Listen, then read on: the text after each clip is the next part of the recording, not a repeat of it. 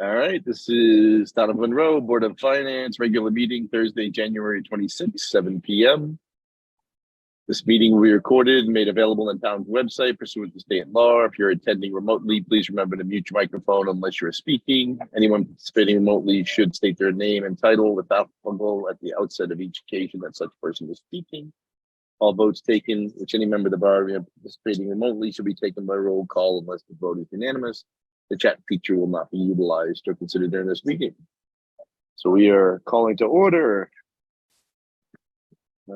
Quick roll calls. Michael Banchos. We have Rebecca O'Donnell. Here. Mary Hall. Here. Steve Kirsch. Here. Catherine Stopford.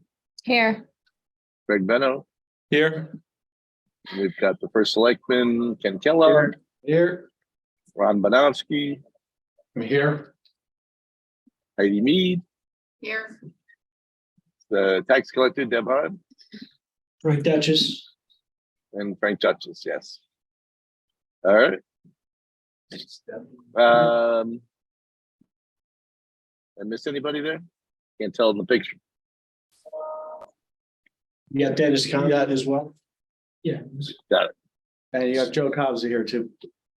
Thank you. Thanks, Joe. I see him in the background there. All right, first selectman, you were up. Thank you.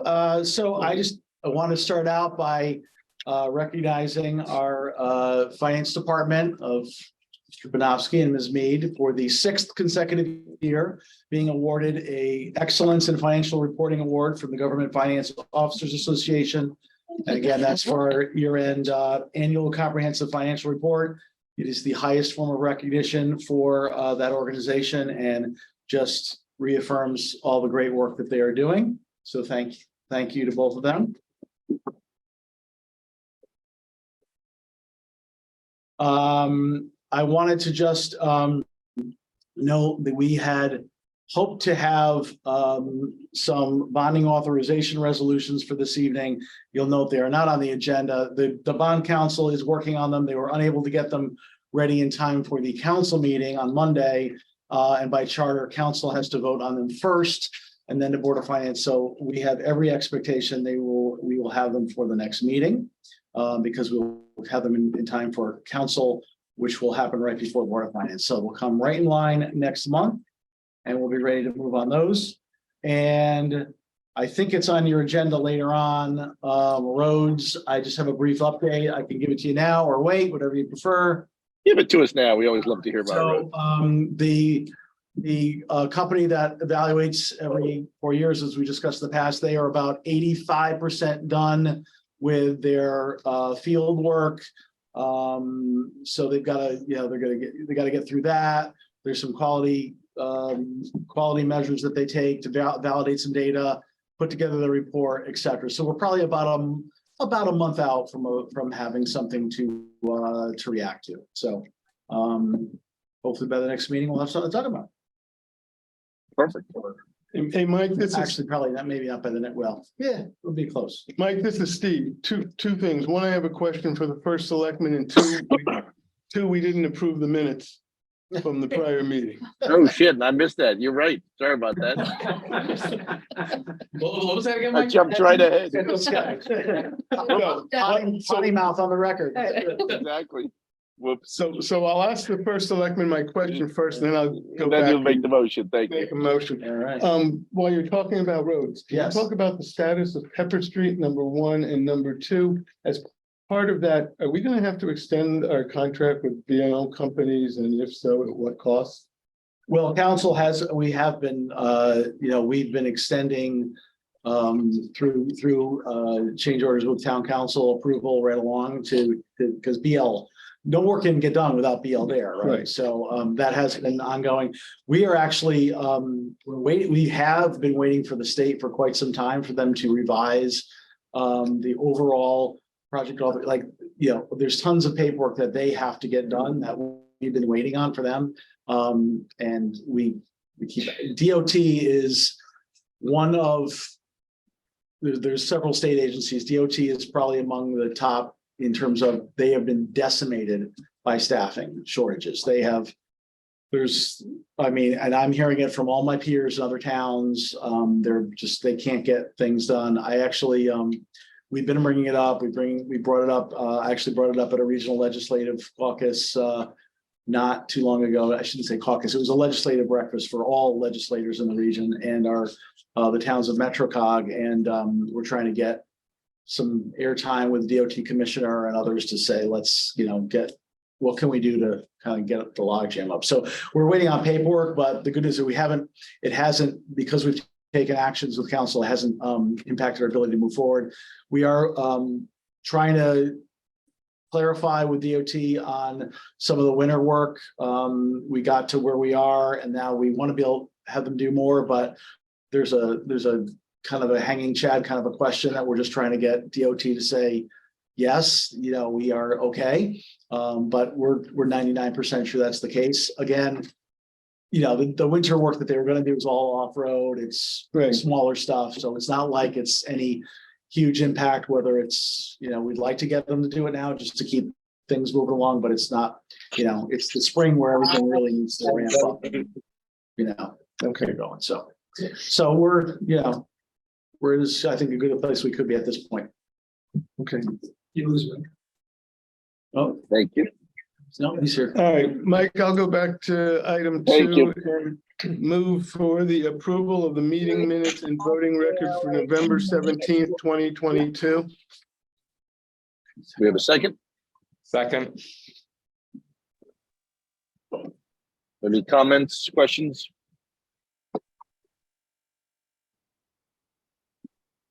Hearing none. Any objections? Hearing none, we pass unanimously. Thank you. Thank you, Steve. And then we'll jump to the superintendent.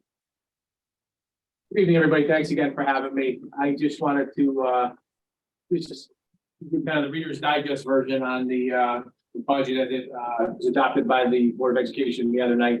Before I do, I know in the past we've been talking about our increasing enrollment in our in the district, but especially at our preschool program. So in terms of kind of budgetary impacts this year, we're going to be hiring another preschool teacher. It's actually already posted right now. Those numbers are up to 98 kids right now, 4 teachers in the preschool. So we need another teacher there. I'll talk about that because it's also in the budget for next year, but definitely was not planned for this year. Those numbers just keep growing. Like I said, the Reader's Digest version on the budget, we're at we came in at a 5.77%. I think people already know that. Higher than we'd like to be, but understanding that a little over 5% of that was contractual, and by contractual I mean the current contracts we have in place with our employees, and moving all of our current employees over into next year. Some of those folks are contained in the ESSER 2 or the ARP ESSER grants, this year. Our increase right now, just to be clear, it will not be 5.77 when it's all said and done, because we still have our ESSER grants. We have to, we will obviously apply that and exhaust those going into next year. But I think, we need to find out where we're going to be first, come March or April. We also have another area where hopefully we'll pick up a little savings is in insurance. We were capped at 7.5%. We budgeted 7.5%. We don't have an update yet. I just got an email the other day. They don't have enough claims history just yet to give us an update, but hopefully we'll get that soon. So hopefully that will come in under 7.5%. Big drivers, I don't have to tell people here, inflation, obviously, goods, services, utilities, fuel, all that stuff. And the big one for us is enrollment. As of the day I did that was actually the week before I did the presentation, we're up 322 kids from 18-19. 18-19 was the last year that we saw a decrease in enrollment in the district, going all the way back, as far as I could see, all the way back to at least like 2005 or 2006. We're up 322 kids or 10% in these past 3 years. With that being said, from October 1, which is one of the days when we do state reporting for enrollment, from October 1 to the day I did the budget presentation, we were up 41 kids. I can tell you this, I was in with our data, our district data coordinator today. We enrolled 10 kids in the last 2 weeks. So it's still, it's still coming. Staffing needs for us. I talked about the preschool teacher. We also need some other support in preschool, the speech and language pathologist. A halftime. Right now we currently have 1.5 English language teachers. These are folks that work with students who do not speak English at all right now. Or I'm sorry, as of budget time, we had 81 kids across our 5 schools that spoke 13 different languages. Once again, we've enrolled 2 in the last week, one from Vietnam and one from Belarus. And I don't even know I didn't check to see what our total number was. That 81 was at budget time. I just know in the last week we had 2. A fifth grade teacher at Stepney.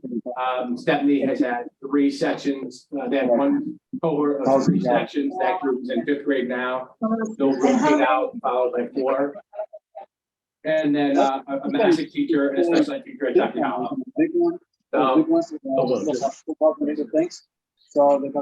Can somebody go on mute? The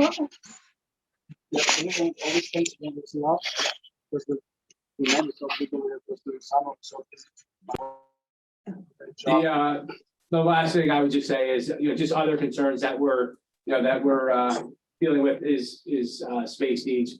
We have a facility study that we want to get off the ground really quickly because I talk about this growing preschool class. We're adding a section. We don't even really have a place to put them. We're probably going to have to split the preschool up next year. Right now it's housed at Monroe Elementary, but there's no more classrooms there. So we may have to move at least one section over, this new section over to Stepney Elementary. So that's kind of where we are right now. Joe, this is Mary Hall. I want to ask Joe a question. So Joe, you said the insurance numbers, you're keeping it in the budget for next year. You're keeping it at the rate it is today? They gave us a cap for this year that it would go up 7.5%. Okay. That's as high as it could go. So that's what we budgeted. We're hoping within the next, couple months. Because if I look at this year's 6 month spend on the reports, you've encumbered up to 80%. So the insurance encumbering is not good. It's not good. It's not good. Because, Okay. and it's kind of a flaw with Munis, and I can get into that, but I wouldn't. But to piggyback on what Joe was saying, as far as how it was budgeted at the max based on current census. So it's actually not a 7.5% increase, but it's because the census numbers have changed year over year, if that makes sense. The census numbers. As far as people on insurance or not. Yeah. Okay. So when we get to the spend this year, can I readdress that question of where you think it's going to be this year? Sure. If you're going to be over under? Okay, Sure. Thank you. Mike, this is Steve. I'd like to raise a question. Sure. I went to the Board of Ed budget meetings, and one of the things that struck me was they moved $125,000 of technology spend from the capital plan into the operating budget. And my understanding is there was some discussion with the town, and I don't know who or what that means, to do that. They use some money from a grant, which is fine, and I'm not really objecting to moving it from capital to expense, but I've been around long enough to know that the Board of Finance, among other, purposely took that stuff out of the operating budget and put it in capital. So a 2-part question is, where did that conversation take place, and does it represent a change to our thinking about how the Board of Ed's technology should be funded? I mean, that's something maybe the superintendent can speak to, because I'm not aware of specifically what we're talking about. Yeah, we could say the conversation took right here, actually. So, I think historically, there were some large scale technology projects that were funded out of capital to kind of get out of a hole. And I think at the time technology was different. Now we're talking about kind of routine operating costs. We're talking about Chromebooks that cannot be capitalized. They can't be depreciated. They don't have a lifespan that's long enough. So we've been looking at similar to that. We looked at a couple other things on the town side as well, like what we were looking at the other day, grinding logs and brush that were in the capital plan that really are operational costs. So it was really just a conversation to say, you know, these are routine operating expenses and just.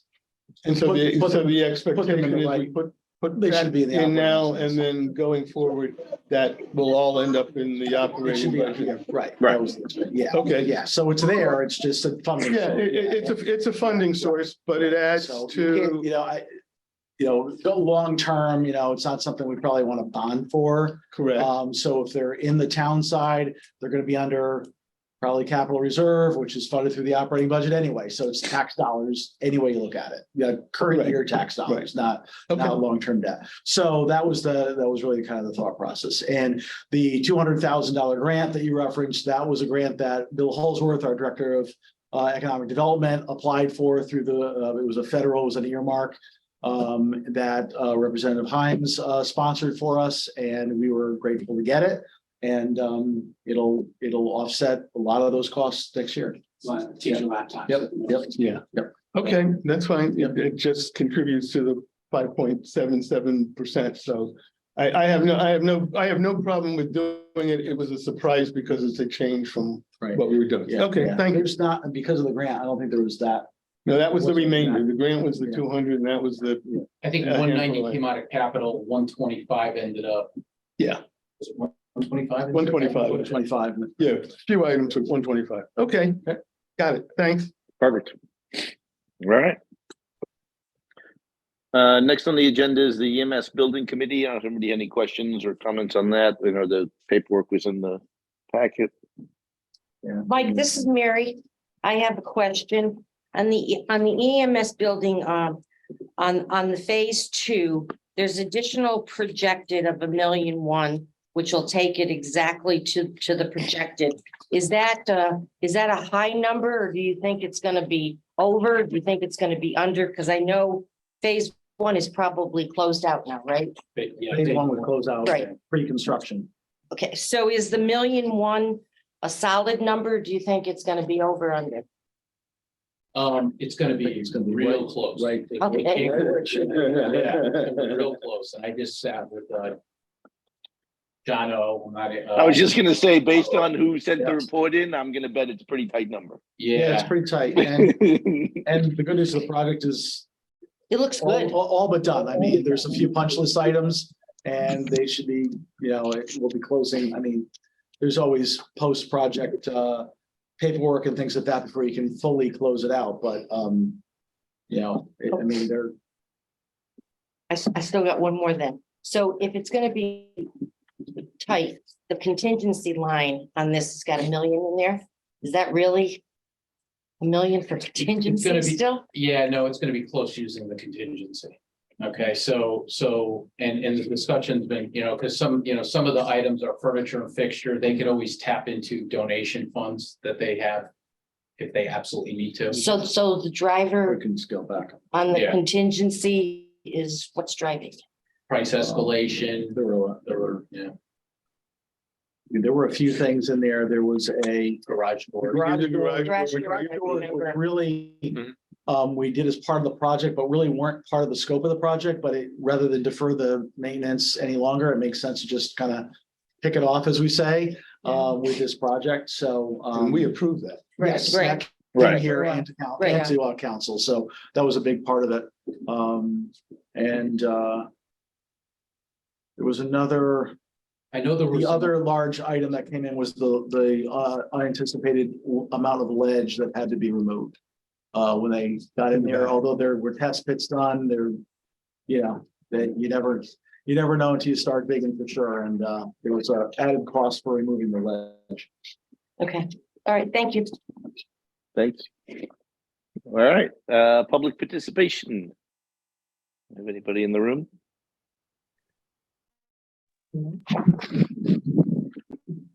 Anybody on the phone?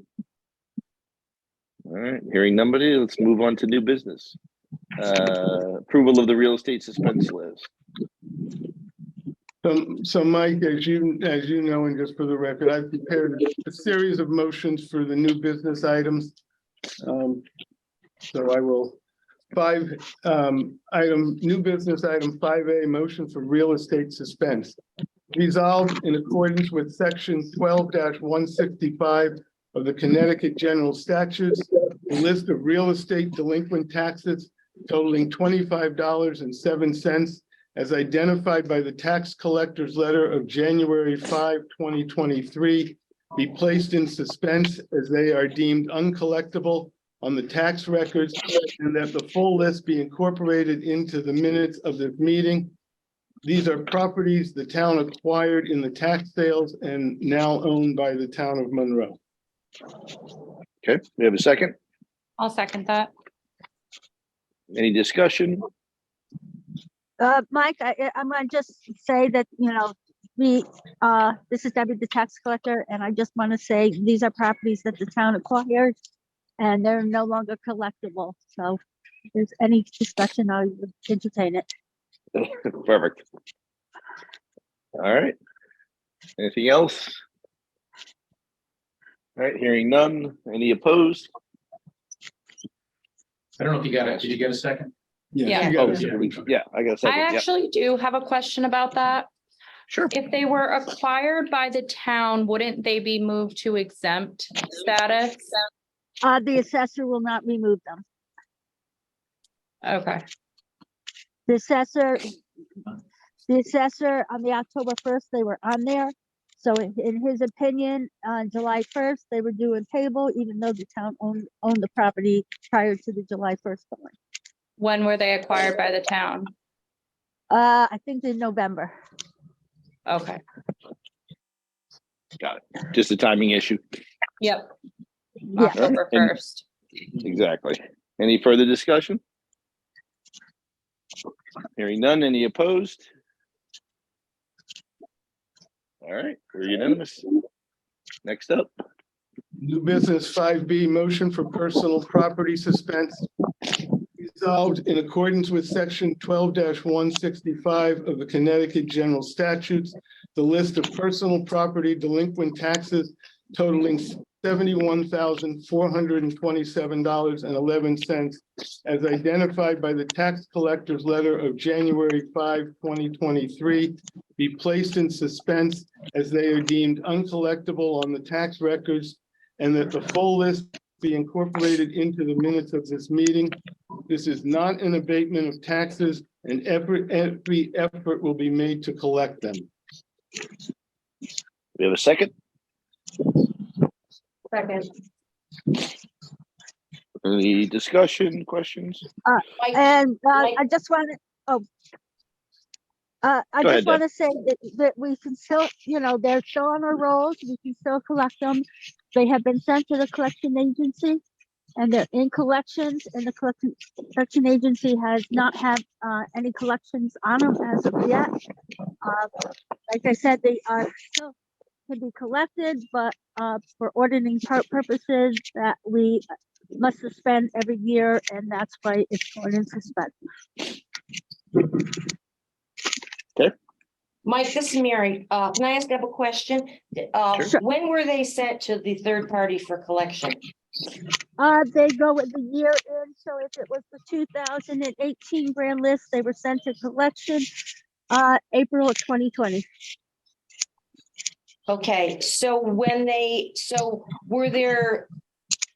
was there additional amounts above the 71,000 that went and if so, how much was collected? They have not been collected. Okay, so this is the whole thing, 71 has gone. This, Right, okay, yeah, this is the entire amount that's still uncollected. No, Deb, I believe the question was from the 2019 bills, Oh, how much was how sent to many were collections? collected? Oh, I How much have was- no idea. I mean, probably a large amount. I would say, Your prior year collection. yeah, it's hard to, oh my gosh, I was at 2 years ago, so I'd have to look Yeah, back she'd to have see to what look the that up. total amount was sent to the collection agency. But certainly I mean, substantial now- more than 71,000. oh, of course, yeah, like right now, anything not collected in this grand list will go to collections in April. Okay. What's the average percentage every year that the third party collects based on what was sent? Oh, they, yeah. I can't say offhand. I don't want to make a quote that I can't substantiate right now.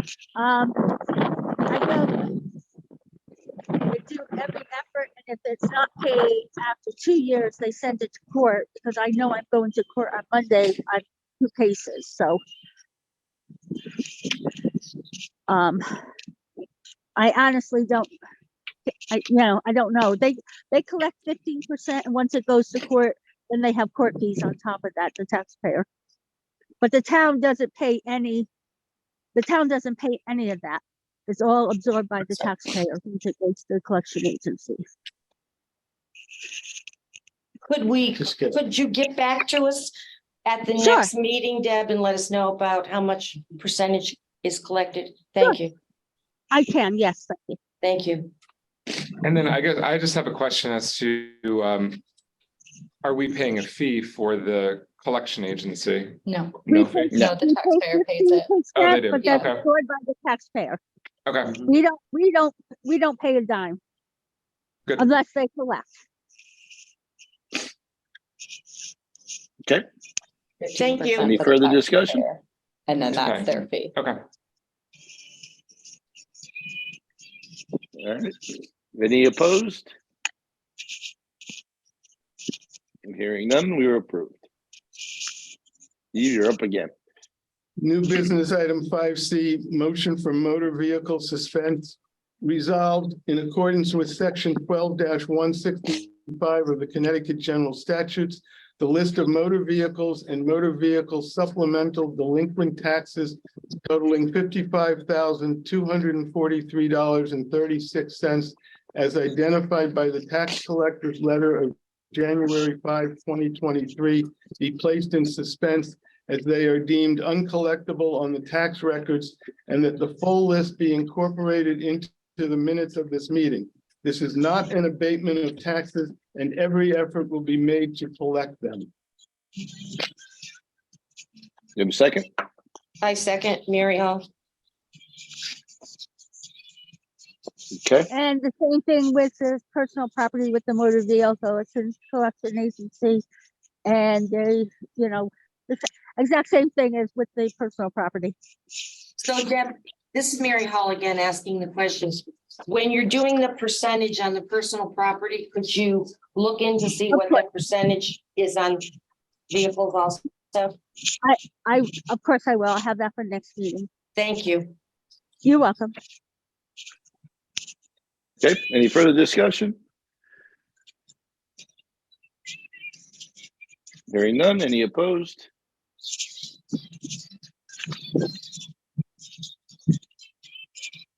Hearing none, we're approved. Thank you. New business item 5D, motion to remove old credit balances.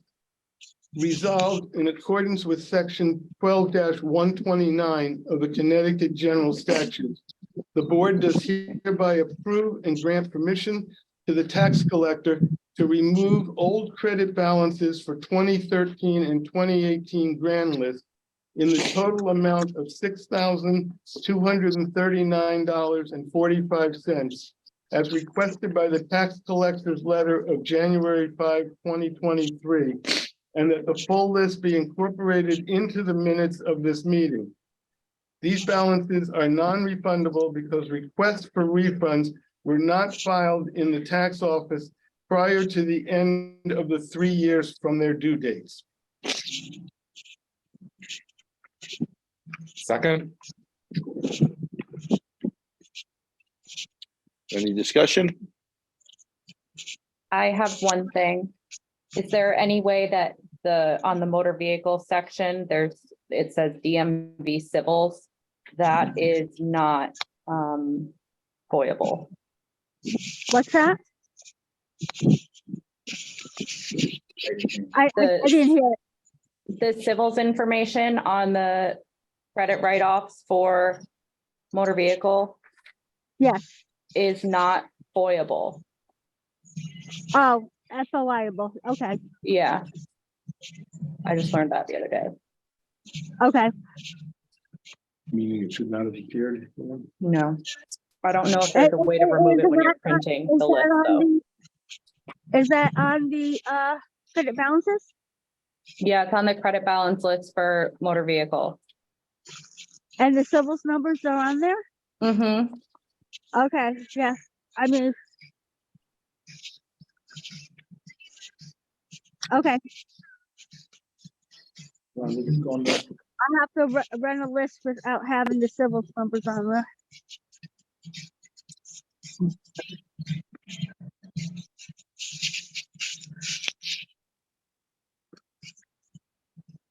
Can I just ask a follow-up yet? This Mary Sure. Hall? Why aren't they supposed to, why are they not allowed to be on there? It's basically their like account numbers and ID numbers for every citizen that has a car registered to them. And it's And not, and you're yeah, not you're not your supposed to numbers. know what It's your like, number is. Is it like Because personal the motor information? vehicle is not It's not disposable. it's related to you, yes. So like each of us has a civils number civils and number, our cars but all you're- have vehicle numbers. And that is but not you're not public supposed to know. information. Oh.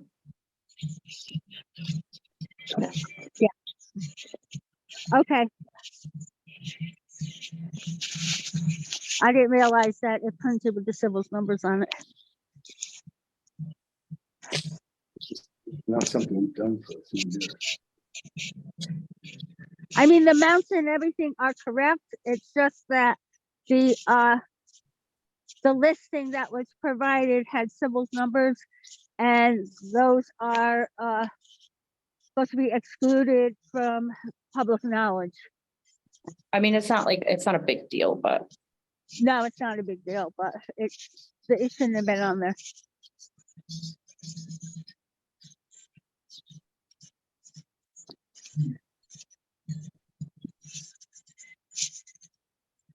It was redacted from the, Redacted from from the posting. the posting, yeah. Yeah. Okay, any further discussion? Hearing none, any opposed? All right, we are approved. Review of the 2023 financial reports. So I'll make a couple of broad straights. Please. And I can take some, if anyone has any specific questions. So both on the board and town side, and Heidi, feel free to add anything. The main concern are utilities through the winter now. Right now, winter has been our friend, so if it continues to track this way, we're, I think our concerns won't be as great, and that's for both sides. So on the town side, again, I hate to mention it, but snow has been Good to us. good to us too, so hopefully that continues. That's, the only other wild card right now on the board side is special education. Right. It's running a little hot right now. And some of that I look at as makeup for the last couple of years, but we're looking at it closely. We know we do have the reserve at this point. It doesn't look like we're gonna need to tap into it, but it's there. it's there, yeah, so that's the That's the update. All right. that's the update. And as Joe said, the preschool is special ed driven. Right. All right. Mary, I know you had a specific question. So the board insurance, health insurance Yep. is, okay, I did an analysis about 2-3 weeks ago now. We were running at that time around 250 to the surplus. Having said that, we've had about, I'm gonna say 2 or 3 employees in that time frame who had life-changing events because their spouses lost their jobs and are now on the now on insurance. So that surplus is has been chewed into a little bit, Okay, and that could continue if the Fed keeps raising rates and increasing unemployment. Like, you know, do we have a stop loss on the insurance? we're not self-insured. We're not. No, we're not self-insured. So I don't know if anyone has any other questions, Yeah, specific questions, board or town side, so. Okay, so this is Mary again. On the revenue side, on page 2 of the revenue, the Board of Education line account 1001000 or 405. There's still like 3.9 million. Is that? That's education collection. We receive it at different points during the year, 3 times during the Oh, year. it comes from The state. the state, State. okay. And that looks on track yet? Yes. Okay. Yes. All right. Anybody got anything else? Yeah, one other one, Mike, it's Mary again. On the investment interest, We're doing Frank's very doing a well. hell of a doing job. extremely well. Doing a hell of a job, yeah. He's knocking it out of the park. We're about 410% Yeah. budget right now. You expect it to go higher? I'll parrot some of the information we heard in the last. The Fed, and this will kind of preclude some of what I'm going to say later. The next Fed meeting, which is next week, they're probably anticipating 25 basis point increase. So you'll probably see a slight increase. The rate of increase on the stiff rate has slowed. It's still going up, but it has slowed. More important than the 25 basis point increase is going to be what guidance they give. And that will really be what we're going to use to look at when those rates will start turning down. They're not going to turn down dramatically, but they will turn down between now and the end of the year.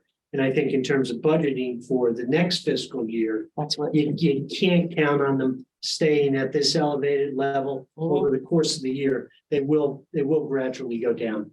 Okay, and we'll talk about that as we get into Yeah, our budget. and when I do mine, I'll just also talk about some other options we might have to consider besides just the stiff rate. Okay, thank you.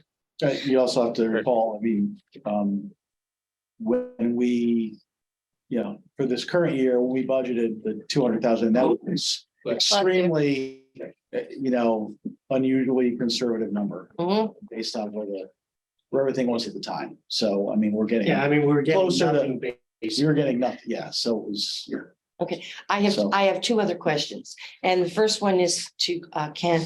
Ken, do we have any open positions to fill yet? there's Open always, positions. a large number of is always But something. how many? I don't know off the top of my head. Okay. What? Well, because I was just looking at the salaries in each of the municipalities and they're about on, a couple are a little bit under, and I was just wondering Yeah. how many we open have- positions? Yeah, Because we have- underspent last year, so I was wondering if we Right, were. right. There's definitely some open positions. Some of them are under review. Some of them we have. They're interviewing. There's always things in process. You get there's always a lot of movement. But overall, we're doing much better than, we had a lot of retirements. We had a lot of folks that were retirement age, and we've got a lot of the people replaced by now. So a lot of the key positions are filled. So the trend is going to be that it's going to be better than it was last year. We're not going to have that big underspend. Oh, I certainly hope no. I don't, unless some other dramatic things happen. But no, I think, we had what I kind of call the COVID wave of after the pandemic of people deciding to make life changes, and they moved out of state, or they decided they wanted a different career, or they just wanted to change. And then we had the retirement wave, and we had a lot of people that, even when I took office, 5 years ago, they were, or change, they were of retirement age. So a lot of those folks have since retired. A lot of them Okay. happened recently. Thank you. Yeah. Last question, Ron, the 20 million in the fund, the 20, does that include, It does. it includes the It- it- it 4.1 does. from So last year?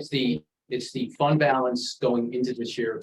So as of 7/1, Mm-hmm. it's the fund, unassigned fund balance. Okay, and that so that 20 million includes the 4115 that we looked at, but still not officially audited yet, correct? Okay, Correct. and that audit will be done. So the audit was extended till the end of February. Mhm. Okay, and that's a little bit of auditors and some, stresses internally. Okay, so I'm not gonna, and it was extended until the end of February last year also, so it's not on there. They're, on the audit side, they're dealing with staff shortages, Okay, and we're just juggling various. so do we have enough in the audit fee account to cover? For the current year? Yeah. Yes, yeah, that's not gonna, Doesn't change. yeah. Okay, thank you. Those are my questions. So Mike, this is Steve. I also had a question on the general fund, which as Mary said, is sitting at about 20 million, which is well over our policy target of a 16% of gross expenditures. And so I'm wondering, when can we start talking about how we might use that, number one? And that's a general question. And number two. During budget season, obviously. I mean, we do that during budget season. Why do we have to wait till the budget season if there are capital? Because we've already projects? funded all the expenses and budgeted everything. We haven't funded everything that's been approved. Okay, so the second part of my question was, in the Board of Education budget, and Joe mentioned it tonight, is money for a facility study. And to me, something like that, and I haven't talked to Joe, so this will be a surprise to him. Something like that, which could get started now rather than waiting till July, or might be useful, because even members of the Board of Ed were talking about, wanting to get it done, before their next budget cycle. And to me, if the Board of Ed, we should entertain or talk to them or do something unofficially or whatever to say, hey, if you want to start that, we could certainly take money from the general fund, from that excess we have for a project like that, rather than waiting for for this budget cycle to complete and forcing them into, doing this July and August and try to get it done before they start their next budget. I just think there may be other things like that. I don't know. But again, If one of Joe the is things you even- don't want to do is spending things out of budget season, out of the general fund, is not going to reflect well with the rating agencies. That's not supposed to be something that's your piggy bank. You're supposed to budget it. You're supposed to stick with your budget, and you're supposed to fund it the way you're telling them you're funding it.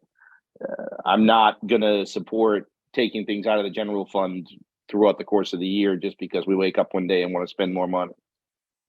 It's just not how you finance a municipal. There's a process. We're in the middle of the budget process already. This just doesn't make sense to go after the general fund just because you think we have too much right now. We'll certainly allocate some from it, I'm sure, in the budget based on the needs we're going to have. But to go tapping on it on an individual basis is not how we operate. Right, well, I have a disagreement with you on that issue, but that's fine. I appreciate your. Yeah, I mean, you don't even know, you might even have enough money in the budget to spend it on this year's budget. But again, it's just a bad process to get in the habit of.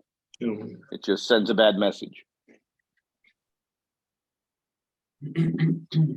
So Mike, this is Mary, to piggyback off what Steve was discussing, the amount over the what we target the fund to be, we will consider using some of that and maybe even anticipating that if we do underspend this year's budget, to help us look at the increase in the Board of Education and what else is coming forward down in the municipality budgets to help us with the rate. Of course, yeah. I mean, we look at fund balance every budget season. And right now, we're certainly at the high end, if not above our target, but it's a range, remember? Mhm. And you know, again, it's there as a rainy day fund, and you know, certainly it's going to be a challenging year. So I would not be surprised if, you know, Ken proposes using a chunk of that in his budget. But when it gets to us, we will make that evaluation, and we'll have better numbers by then too. We'll also be closer to the end of the year and know, you know, if we're looking at a surplus this year, if we're going to have issues on the Board of Ed side. So all that stuff is up for discussion for sure.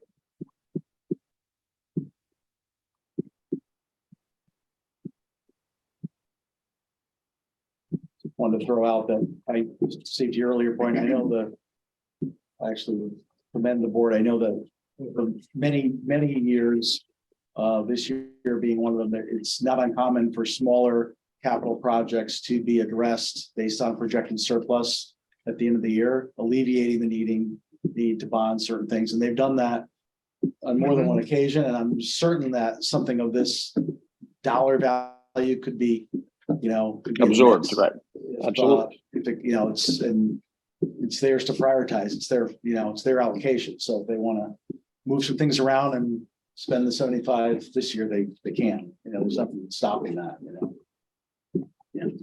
Well, yeah, no, I recognize that. Yeah, I'm just saying it's not like it's again, they don't necessarily know where they're going to end up. Of course, At the end of January, and we've got money that could be used, and I guess, as I indicated, I guess I have a philosophical difference with the chairman, because the way we gain money into the general fund, I mean, we approve a budget every year with capital items going out 5 years, and then we wait a year to do something or not. And again, all we're doing is we're collecting money. There are projects on the town's side of future capital expenditures. There are projects on the Board of Ed side that we don't need to wait 2 years to do something, or whatever. We could knock off projects again with no impact, no additional impact to the taxpayer when we're this high above our reserve. I mean, we're in a position that is the opposite of where this town has been for most of the time I've been here, right? We were right, and it's great, and it's we've had a lot of good things go our way. Yeah. From capturing revenue we didn't expect, to having lower expenses, to budgeting very frugally when we were afraid the state wasn't going to give us money. And I think at this point we need to start thinking just from a taxpayer perspective, if you're going to have that kind of money in reserve and it's way above our policy, we ought to be looking at not just inventing projects, but utilizing it for things we've already said we want to do. I think you might be underestimating the challenge we're going to face in this year's budget cycle, but I'll leave it at that. That may very well be right. I think you're going to need more of the fund balance than you realize. Okay. I will agree wholeheartedly, though, that the use of the fund balance to assist our taxpayers is the right thing to do. Question is Absolutely how we apply it, right? So, okay. Well, yeah, so the first part of my question is when are we gonna have a discussion, and if we have to, I don't think. As soon as the budget comes to us. But my issue is I don't think we have to wait till every budget cycle to have a conversation about how we can fund needs of the town and do it in a formal Board of Finance meeting. And I think that's what we end up doing, because we end up passing a budget, and then when there's new news or whatever, we basically say, well, we can't talk about that, or we can't do that until the next budget cycle. And then we get into it and we can't do it until that budget cycle, is done. And I think we're in a different, the town is in a different financial shape when it comes to the general fund. And I just think it's something we probably ought to have a separate. But I mean, a separate You do realize the conversation budget on is it. coming to us in about 6 weeks, right? Yes, I do now. I mean, Right. that's like, we're like I right do. around the corner from where we're at. And, Yeah. we I also should understand. be able to plan out a year. Yeah. Without, having to make changes halfway through it. It's Yeah, just. I would have brought this it up in the doesn't discipline. December meeting, but we didn't have one. But no, point taken, Mike. I understand. That's it. No, Okay.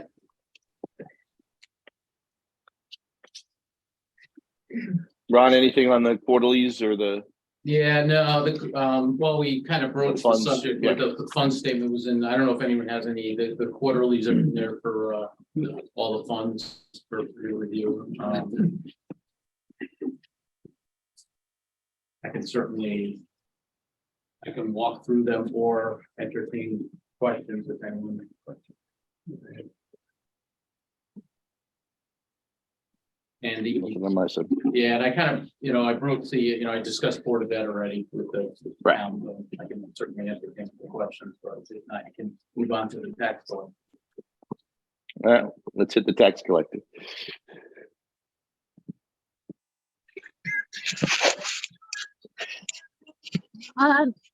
This is Debbie. I sent the report. It's kind of early to tell how we're going to end up at the end of the month because a lot of the payments don't come in until the end of the month. So I don't know if entertain any questions anyone has, but like the banks and everything have just starting to come in right now.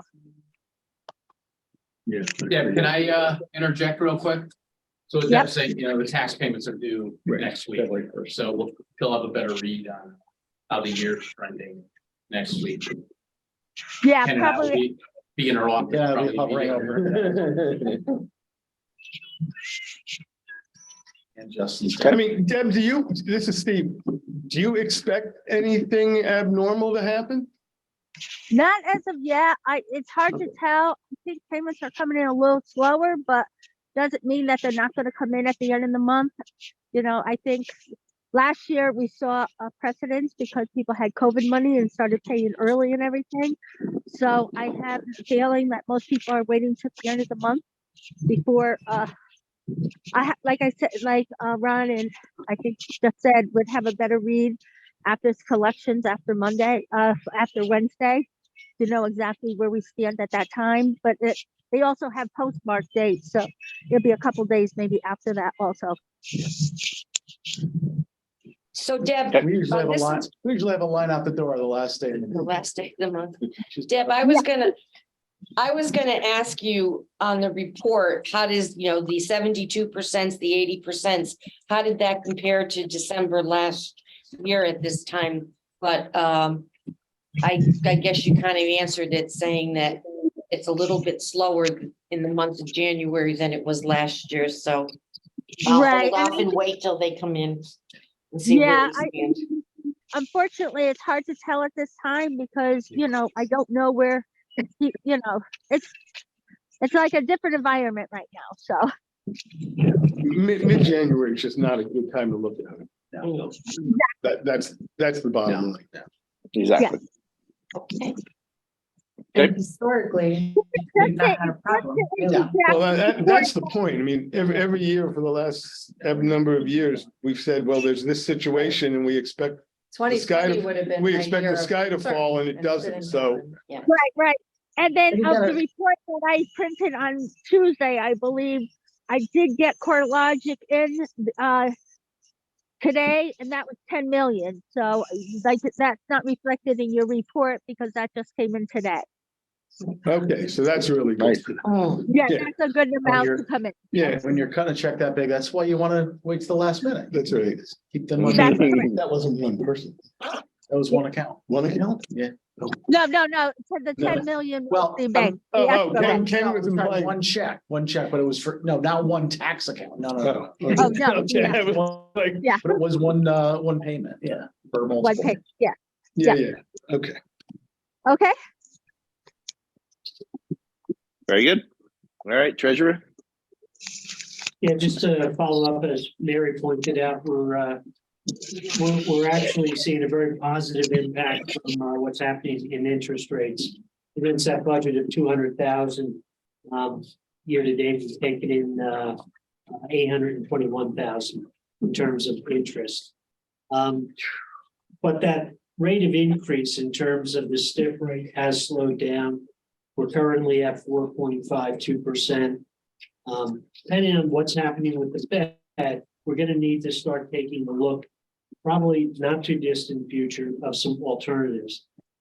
Right now, looking at the short-term T-bills, they've continued to go up. But they seem to peak around the 10th of January.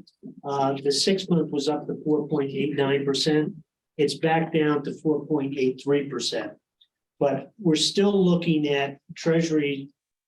1 month is at 4.55, 3 month is at 4.68, the 6 month is at 4.83, all of which are higher than the stiff rate, but getting locked in until we kind of see the trajectory. And again, I think looking at the next Fed meeting and what they're giving as guidance, not necessarily the 25 basis point, but what the guidance is, will give us a better idea of when we may want to start moving some funds that direction. Okay. Where we are. Makes sense. Okay. Anybody have So anything Mike, else? let me just ask one question. So, Sure. so that might be a decision you make before our next meeting. Yes, no, idea? It will certainly be done in consultation with Ron and Ken. Yeah. And to the degree we can get advice here. I don't think it's going to be the next meeting because I still think if we listen to what Devin said, Yeah. she was still talking about consensus seems to be at least a 50 basis point increase during the course of the year. The guidance is when is it going to happen in terms of do we see a dip before we see another Okay, increase? yeah, okay. Yep. Thank you. That's it, Mike, for me. Perfect. When we had CDs, what were the rates previously? Does anybody recall? I wasn't around. I don't know. Yeah. It's a ladder. They were all that, What, I mean. but it was not much nearly lower. where we are Yeah, right much- I was now. gonna say they were under one, I think. I mean, they were, yeah. One Right. something. Yeah. Which Right. looked really great at the time. Well, relatively speaking, they were Well, yes. getting more than stiff, but They it was were still. Right. It was like maybe right around one. Stiff was below Right. one. I Yeah. mean, stiff was down in the point something. Yeah, stuff was basically under the mattress. Right. I could get as Yep. much, but put it in the mattress, yeah. Patrick was very upset. After He was. uh, The job got easier when he left. Yeah. He told me. Perfect time. Yeah, and he let Frank know. I talked to him. No, right? That is good. So. For your budget model, Oh, yes. so Ken, do you want to speak to that? You want me to speak to it? You can. So while we were reviewing the department budgets with the department heads, we were using that as a time to gather information to. So game plan is to hopefully to have that for your budget while you're reviewing budget.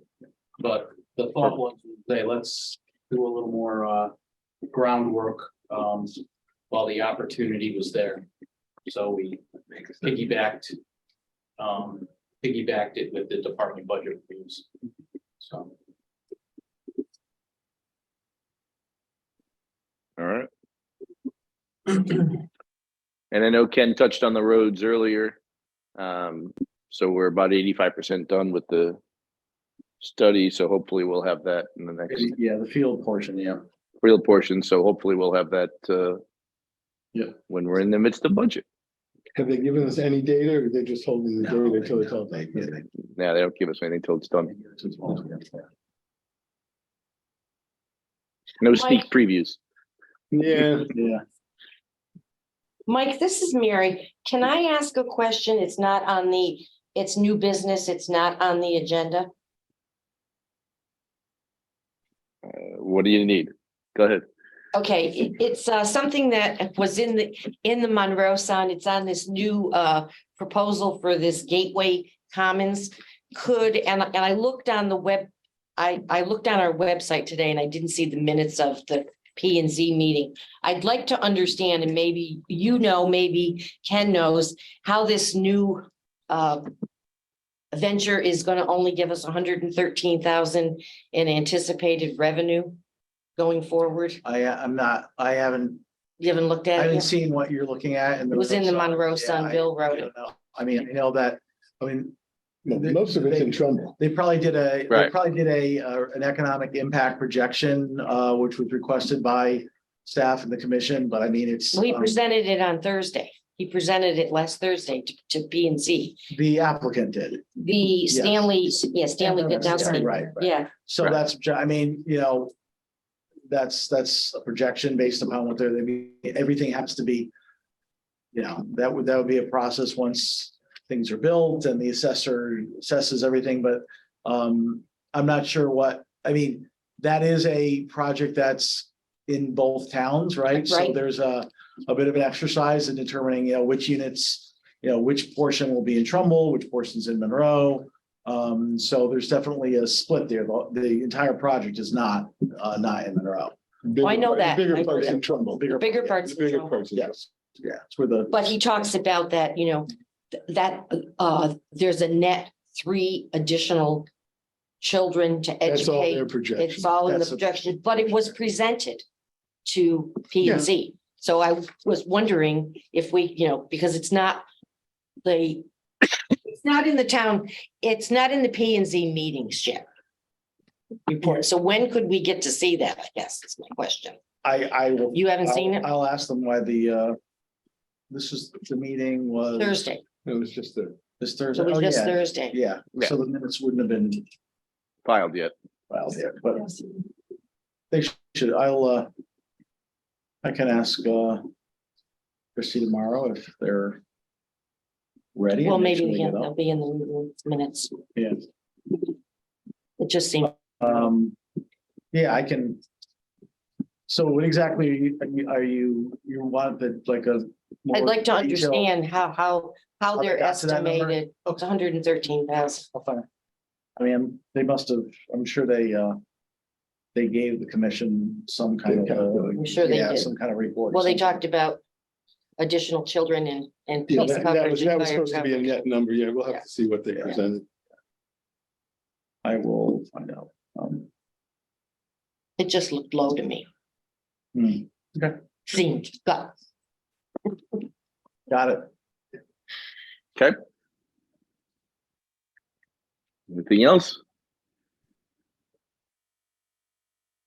Get a motion. Steve Kirsch, motion to adjourn.